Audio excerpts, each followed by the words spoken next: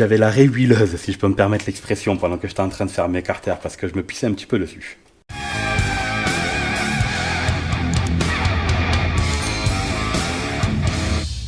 Salut les mobbers. Donc comme tu l'as vu dans le titre de la vidéo, aujourd'hui on va regarder ce qu'il faut faire sur les carters pour passer les clapets 4 lamelles de Soles Gump. Il y a un peu de taf quand même, hein. Allez, on voit ça. Donc pour pouvoir bien t'expliquer, j'ai une paire de carters qui est toute d'origine. Bon, c'est de la repro, mais elle est toute d'origine. Tu vois, il y a encore les roulements avec la graisse et tout ça. Il n'y a rien qui a été fait nulle part.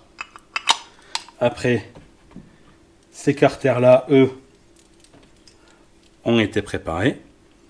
Et là, on a le bloc où tout est monté. Comme ça, je vais pouvoir te montrer, t'expliquer étape par étape. Alors, déjà pour commencer, le problème qu'il y a avec... enfin, le problème, c'est pas le problème, c'est dans les modifs qu'il faut faire, c'est qu'il faut arriver à faire passer l'embase là. Et pour faire passer l'embase, eh bien, il faut rehausser, rabaisser et faire une encoche.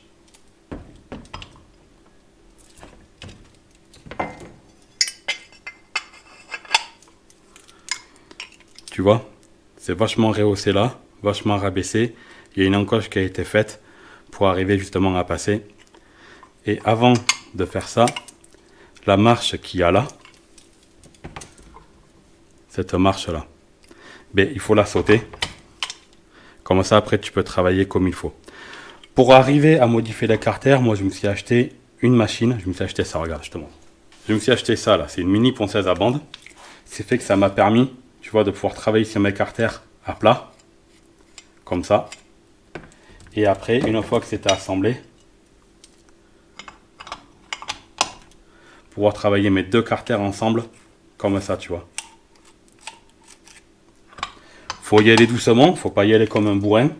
Mais après, tu vois, ça te fait quand même une finition à l'intérieur qui est loin d'être dégueulasse.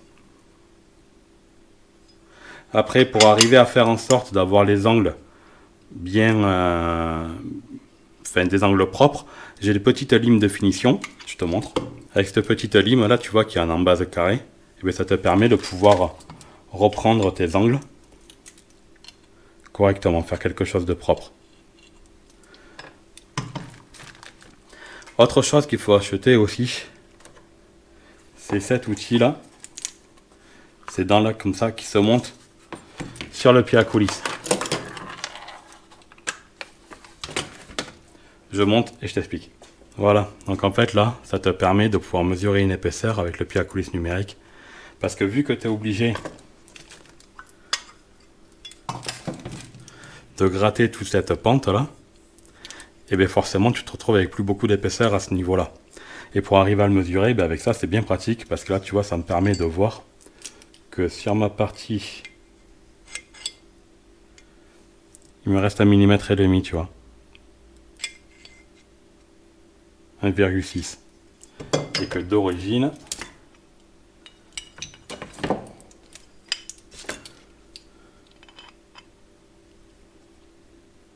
on a 2,7. Et ça te permet de savoir quand est-ce que tu peux continuer à gratter et quand est-ce qu'il faut t'arrêter avant de percer. Voilà. Donc si tu regardes bien, pour que les clapets s'ouvrent à fond et tout ça, que je te prenne les mêmes demi-carters. Là, il faut creuser en angle. Parce que là, tu vois, si tu es droit, tes clapets ne s'ouvrent pas en entier. Il faut creuser en angle. Là aussi, pareil, il faut bien creuser. Quand tu vas par rapport à celui-là, là, où ça fait angle et angle, là, tu n'as plus d'angle en fait. Tu as une belle courbure qui vient reprendre. Donc en fait, je suis parti de là et j'ai tout mis à zéro. Tout est gratté. Parce que Soles Gump, il me dit que quand les deux carters sont fermés et que tu mets tes clapets, il faut que tu aies tes clapets qui puissent s'ouvrir de 2 mm de partout. 2 mm c'est suffisant, il m'a dit, d'ouverture. Et là, quand je passe mes jeux de cale, ben, j'ai un petit peu plus de 2 mm. Donc, on est bon, pas besoin d'aller plus loin, parce que sinon, après, de toute façon, tu passerais au travers. Donc, 2 mm, c'est très bien. Voilà. Donc là, une fois que tu as fait toute cette modif-là, tu peux monter les clapets. Après, moi, ce que je fais comme autre modif dans les carters, c'est que d'origine, tu vois, tu as cette marche là. Tu vois? Ben, je la dégomme. Je mets bien tout à plat. Et avec une fraise boule, tu sais, tout, je reprends juste un tout petit peu, manière de guider l'huile pour que ça aille graisser les roulements.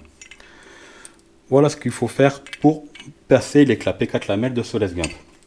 Après, par contre, l'inconvénient, tu vois, c'est que tu n'as plus beaucoup de place pour arriver à te couper un joint. Donc, ce que j'ai fait, c'est que tout simplement, ben, j'ai mis de la pâte à joint tout autour là. Et j'ai monté à la pâte sur ce moteur-là. Il a aussi un test d'étanchéité et il est étanche. Donc, c'est que c'est bon.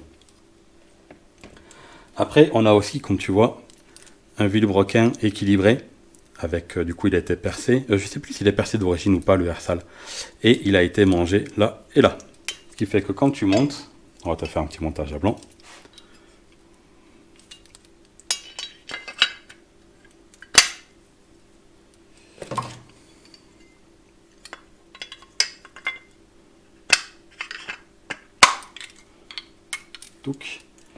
Et après que tu montes les clapets, mais tu vois, les clapets là aussi sont aussi étudiés pour qu'ils viennent le plus proche possible du vilebrequin. Donc tu n'as pas besoin de le faire comme ça, les clapets type origine, tu sais, où tu dois raccourcir à peu près de 3 à 5 mm, je sais plus, la portée là pour arriver à rapprocher les clapets. Là, tu as déjà les clapets qui vont directement au plus proche. Donc c'est nickel.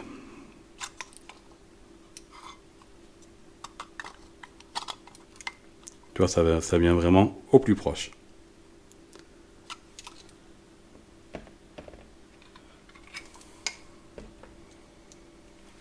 Donc je récapitule. Niveau outils, ce que j'ai dû acheter pour faire la modif, pour passer avec les clapets, 4 lamelles de Soles Gump.